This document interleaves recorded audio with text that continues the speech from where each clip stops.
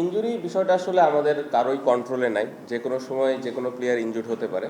But আমার মনে হয় যে যে দলটা আমাদের অস্ট্রেলিয়াতে যাচ্ছে, এই দলের উপরে পুরোপুরি বিশ্বাস আছে যে এই দলটা নিয়ে আমরা ভালো ক্রিকেট খেলতে পারবো। কোন প্লেয়ার থাকলে ভালো হতো, কোন প্লেয়ার থাকলে আরও বেটার হতো, এগুলো নিয়ে আসলে চিন্তা করাটা এখন আমার মনে হয় না যৌক্তিক হবে। আমার মনে হয় যে কত ভালো ক্রিকেট খেলতে পারি আমরা এই দলটা নিয়ে, এবং এই দলের উপরে কতটুকু বিশ্বাস আমরা রাখতে পারি সেটা ইম্পর্টেন্ট, যেটা এই দলের উপরে আমার আছে। আমার মনে হয় যে নর্মালি অস্ট্রেলিয়াতে যে কন্ডিশন থাকে, এই কন্ডিশনে অবশ্যই সেম এক্সপেকটেশনটাই আছে, তারা 20 উইকেট নিয়ে দিবে, এবং পাশাপাশি দুইটা ভালো এক্সপিরিয়েন্স স্পিনারও আছে, সো তারাও এই হেল্পটুকু পেস বোলারদের করবে। সো স্কোয়াডে যেই পেস বোলারগুলো আছে তারা ক্যাপাবল, এবং মুশফিক ছাড়া আমি বলবো যে মোটামুটি সবাই এক্সপিরিয়েন্স, অনেক বছর ধরেই খেলছে। সো তারা যদি তাদের সেরা বোলিংটা ওই দিন করতে পারে, অবশ্যই 20 উইকেট নেওয়া সম্ভব। আমরা আমার মনে হয় যে টেস্ট ক্রিকেটটা যেভাবে খেলতেছি লাস্ট কিছু বছর ধরে, আমরা চেষ্টা করবো ওইভাবেই খেলার। ডিফারেন্ট কন্ডিশনটা যত তাড়াতাড়ি আমরা অ্যাডাপ্ট করতে পারি। বাট হ্যাঁ, আলাদা কোনো পরিকল্পনা নাই, টেস্ট টিমটা একটা ভালো অবস্থানে আছে। এই জায়গাটা থেকে আমরা যেন নিচের দিকে না যাই, সামনে আরও কীভাবে ইমপ্রুভ করতে পারি, কত ভালো ক্রিকেট খেলতে পারি, এটাই মূল লক্ষ্য থাকবে। না, এখনো পর্যন্ত কথা হয়নি, বাট যদি দরকার পড়ে অবশ্যই অনেক বছরের একটা আন্ডারস্ট্যান্ডিং আছে। সো যদি কোনো প্লেয়ারের দরকার পড়ে, অবশ্যই আমার মনে হয় যে তারা কমিউনিকেশন করার চেষ্টা করবে।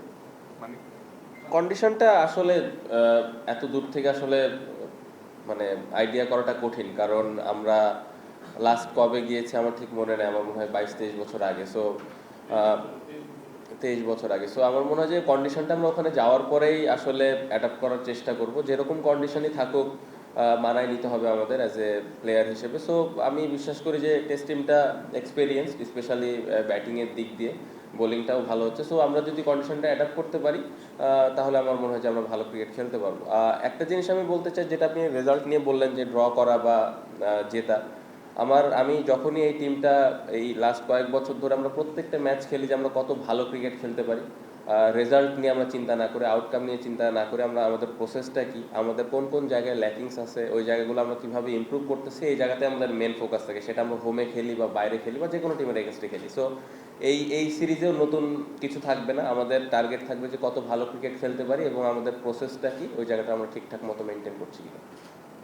আমার মনে হয় এটা হতে পারে, সামটাইমস কন্ডিশন অ্যাডাপ্ট করতেও দেরি হতে পারে। বাট এবছর এই টেস্ট ম্যাচটা আমার মনে হয় যে চ্যালেঞ্জ ছিল, স্পেশালি ব্যাটসম্যানদের জন্য। বাট এক্সকিউজ দিতে চায় না, এখানে আমরা যেভাবে আসলে ক্রিকেটটা খেলেছি আরও বেটার ক্রিকেট খেলতে পারতাম। বাট এগেন সামটাইমস এ ধরনের ম্যাচ হতে পারে, এবং এই ধরনের ম্যাচ যেন না হয়, সেই জায়গাতে আমাদের আসলে মেন লক্ষ্যটা থাকবে। সো আমি বললাম যে যেভাবে আমরা খেলতেছি, আমার মনে হয় যে ও একটা খারাপ ম্যাচ ছিল আমাদের জন্য, বাট সামনে আমি বিশ্বাস করি যে আবার আমরা আমাদের আগের জায়গায় ফেরত আসতে পারবো। টু বি ভেরি অনেস্ট, ওইরকম আইডিয়া নাই, আইডিয়া নেওয়ার চেষ্টা করছি আমরা। বাট অ্যানালিস্ট কিছু ইনফরমেশন আমাদের দিয়েছে, যতটুকু ইনফরমেশন আমরা পেয়েছি আমার মনে হয় যে ভালো। বাট একটা জিনিস বলবো যে বৃষ্টির কারণে প্রিপারেশনটা বাংলাদেশে ওইভাবে ঠিক মতো প্লেয়াররা নিতে পারে নাই, এবং যতটুকু সম্ভব হয়েছে নেওয়ার চেষ্টা করেছে। আপনারা দেখেছেন যে প্র্যাকটিস হচ্ছে গ্রানাইটে, ওপরে বোলিং মেশিনের সাহায্যে যতটুকু নেওয়া সম্ভব। বাট আমি স্টিল বিলিভ করি যে প্রিপারেশনের জায়গায় একটু তো ঘাটতি ছিল এবার। আমার মনে হয় যে খুবই লাকি, অস্ট্রেলিয়াতে গিয়ে অস্ট্রেলিয়ার সাথে টেস্ট খেলতে পারছি। আমার মনে হয় যে গত 23 বছরে আমাদের আরও বেশি ম্যাচ খেলা উচিত ছিল, যদিও আমরা টেস্ট ফর্মেটটা ভালো ক্রিকেট খেলিনি। সো আমরা যদি আরও ভালো ক্রিকেট খেলতে পারতাম, তাহলে হয়তো অস্ট্রেলিয়াতে আরও বেশ কিছু টেস্ট খেলার সুযোগ হতো আমাদের। সো দুইটা কোশ্চেনের একসাথে উত্তর দিয়ে, আমাদের মেন লক্ষ্যটা থাকবে, যেটা আমাদের সিলেক্টরও বলেছেন, যে কিভাবে আমরা ওইখানে ভালো ক্রিকেট খেলতে পারি, ওই রেসপেক্টটা আর্ন করতে পারি। আমার মনে হয় ওইখানে যদি আমরা কম্পিটিটিভ ক্রিকেট খেলতে পারি, অবশ্যই ডেফিনেটলি তারা আবার ভবিষ্যতে ইনভাইট করবে। সো ইম্পর্টেন্ট, অবশ্যই প্রত্যেকটা ম্যাচই জেতার জন্য আমরা খেলি, প্রত্যেকটা মানুষই সেটাই করে, ওইটাই অবশ্য মূল লক্ষ্য। বাট আমরা কত ভালো ক্রিকেট খেলতে পারি, কতটুকু ওদেরকে টাফ টাইম দিতে পারি, এই জিনিসটা ইম্পর্টেন্ট। যদি আমরা এই ধরনের দুইটা ম্যাচ খেলতে পারি, অবশ্যই ভবিষ্যতে দেখা যাবে যে আরও বেশি বেশি টেস্ট ম্যাচ খেলার অপরচুনিটি পাচ্ছি। লাস্ট ম্যাচ খেলেনি ওপেনাররা, বাট আমার মনে হয় দুইটা ওপেনারই ইন্টারন্যাশনাল ক্রিকেট অনেক বছর ধরেই খেলছে। সো হ্যাঁ, অবশ্যই ওইখানে কঠিন হবে। ওপেনিং নিয়ে অনেক কথা হয়, কারণ হয়তো এরকম কনসিস্টেন্ট পারফর্ম তারা করে না, বাট ওপেনিং পজিশনটাও অনেক কঠিন, এটাও বুঝতে হবে। সবসময় অনেক চ্যালেঞ্জ থাকে। আপনি দেখবেন যে কখনো দিনের ৫ ওভার বাকি তখন নামতে হচ্ছে, আবার কখনো কখনো ভেজা উইকেটে ব্যাটিং করতে হচ্ছে। সো এই জায়গাটাতে আমি বলবো তাদের অনেক চ্যালেঞ্জ, এবং ওই চ্যালেঞ্জটা তারা কিভাবে এনজয় করছে এটা ইম্পর্টেন্ট, বা ওই চ্যালেঞ্জটা কিভাবে ফেস করবে ওই জন্য ওইরকম প্রিপারেশন নিচ্ছে কিনা এটা ইম্পর্টেন্ট। যেটা আমি যতটুকু বাইরে থেকে দেখি বা টিমের ভেতর প্র্যাকটিস দেখি, তারা চেষ্টা করে। বাট আমি এগেন বলবো যে এই জায়গাটাতে যদি আমরা ইমপ্রুভ করতে পারি, এই জায়গাটাতে যদি আমরা কনসিস্টেন্ট হতে পারি, তাহলে আমাদের টেস্ট টিমটা আমার মনে হয় যে আরও এক স্টেপ আগায় যাবে। সো এই জায়গাতে মূল ফোকাস আছে আমাদের। নাম্বারের দিকে না যাই, আমার মনে হয়, আমি পার্সোনালি মনে করি যে এটা একটা অনেক বড় অপরচুনিটি এরকম বোলিংয়ের এগেনস্টে যদি আমরা ব্যাটসম্যানরা ভালো করতে পারি, এবং যতটুকু আমরা প্র্যাকটিস করার সুযোগ পেয়েছি এবং যতটুকু আমরা আমাদের মধ্যে কনভারসেশন হয়, আমরা প্রত্যেকটা ব্যাটসম্যান অনেক এক্সাইটেড যে ধরনের চ্যালেঞ্জ আমরা ফেস করার সুযোগ পাচ্ছি। সো কত রান আমরা বোর্ডে দিতে পারবো এদিকে আমরা যাচ্ছি না, এই চ্যালেঞ্জটা আমরা কত ভালোভাবে হ্যান্ডেল করতেছি এবং এই চ্যালেঞ্জটা আমরা এনজয় করছি কিনা। নর্মালি এই ধরনের বোলিং আমরা খুব বেশি একটা খেলার সুযোগ পাই না টেস্ট ক্রিকেটে, সবসময় টিভিতে দেখারই সুযোগ হয়। সো এবার খেলতে পারছি অ্যাজ এ প্লেয়ার হিসেবে, এটা পার্সোনালি আমাকে অনেক মানে আমার ভেতরে অনেক এক্সাইটমেন্ট কাজ করছে।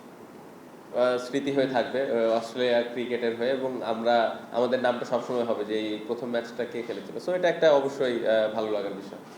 এটা অবশ্যই যখন ওদের স্কোরটা দেখেছি, এটা পার্সোনালি আমার কাছে খুব ভালো লেগেছে।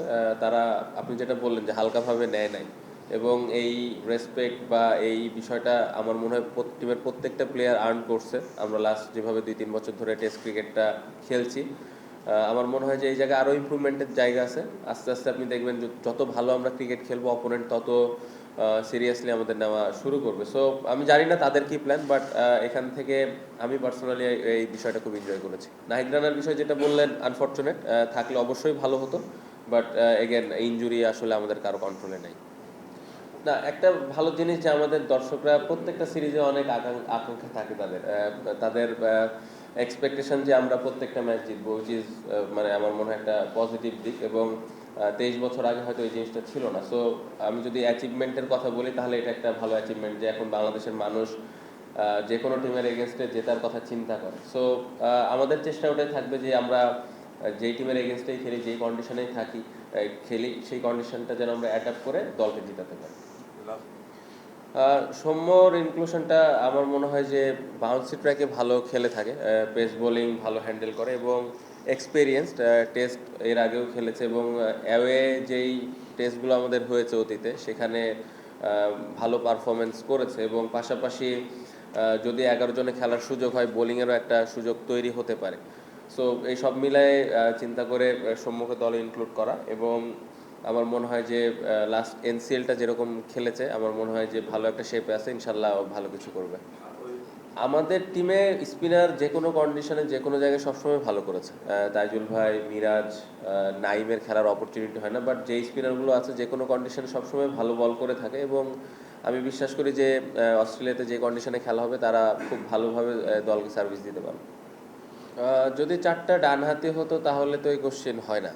সো 4টা বাম হাতি হলে এই কোশ্চেনটা হয়, বাট আমার কাছে মনে হয় না খুব বেশি একটা প্রবলেম হবে, কারণ সুইমিং উইকেটে খেলা হয়। যদি এমন হয়তো যে না আমরা স্পিন ট্র্যাকে খেলতেছি বা এখানে বোলারদের অনেক বেশি হেল্প আছে, সেই ক্ষেত্রে অনেক সময় আমরা বাম হাতে ডান হাতে কম্বিনেশন করার চিন্তা করি। বাট এখন বর্তমান সময়ে যেভাবে ক্রিকেটটা আগাচ্ছে, আমাদের আসলে খুব বেশি এগুলো নিয়ে চিন্তা করার অপশন নাই, এবং যে 4টা লেফট হ্যান্ডেড ব্যাটসম্যান আছে তারা ক্যাপাবল যে ভালো করার জন্য। সো আমার মনে হয় না যে এটা নিয়ে খুব বেশি চিন্তার কোনো কারণ আছে, যদি আমরা আমাদের বেস্ট খেলাটা খেলতে পারি। ইঞ্জুরিতে আক্রান্ত দল কথাটা শুনতে ভালো লাগতেছে না। ইঞ্জুরি হতেই পারে, আমার মনে হয় যে হ্যাঁ অবশ্যই আপনি নাহিদ রানা, শরীফুল বা লিটন দাস অবশ্যই অনেক ইম্পর্টেন্ট ক্রিকেটার, বাট পাশাপাশি যারা দলে আছে তারাও আমার মনে হয় যে অনেক বছর ধরে খেলতেছে। সো এটা একটা, আমি বলবো যে যারা সুযোগ পেয়েছে ওই জায়গায় তাদের জন্য একটা বড় অপরচুনিটি যে তারা কত ভালো করতে পারে। সো আপনি দেখবেন যখন এই প্লেয়ারগুলো ভালো করবে তখন বাংলাদেশ টিমের জন্য ভালো। ক্যাপ্টেন হিসেবে আমি সবসময় আমার বেস্ট প্লেয়ারগুলোরই পাবো, এটা আসলে আশা করাটাও বোকামি হবে। সো আমার দলে যারা আছে, যারা যখন সুযোগ পাবে বা যারা খেলার অপরচুনিটি পাবে, তাদের উপরে আমার পূর্ণ বিশ্বাস আছে, এবং তারা যদি তাদের বেস্ট খেলাটা খেলতে পারে, এখান থেকে বাংলাদেশ টিম ভালো করা সম্ভব। না, তামিম ভাইয়ের সাথে আমার কথা হয়েছে, ওটা বিষয়টা ক্লিয়ার ছিলাম, এবং লিটনকে কংগ্রেচুলেশন, এবং আমার মনে হয় যে সে টি-20 পুরা টিমটাকে যেভাবে লাস্ট কয়েক বছরে একটা ভালো জায়গায় নিয়ে আসছে, ওয়ানডে টিমটাকে আমার মনে হয় যে ভালো একটা জায়গায় নিয়ে যাবে। এবং ক্যাপ্টেন্সি এই পুরো বিষয়টা আমার মনে হয় যে কয়টা ক্যাপ্টেন থাকলে ভালো হতো, কি হলে ভালো হতো, এটা ক্রিকেট বোর্ড এবং যারা ম্যানেজমেন্টে আছে তারা টিমের জন্য যেটা ভালো হবে সেই ডিসিশনটাই তারা নিয়েছে, এবং আমি বিশ্বাস করি যে তারা খুব হেলদি একটা ডিসকাশনের মাধ্যমে ডিসিশনটা নিয়েছে। Thank you. Thank you.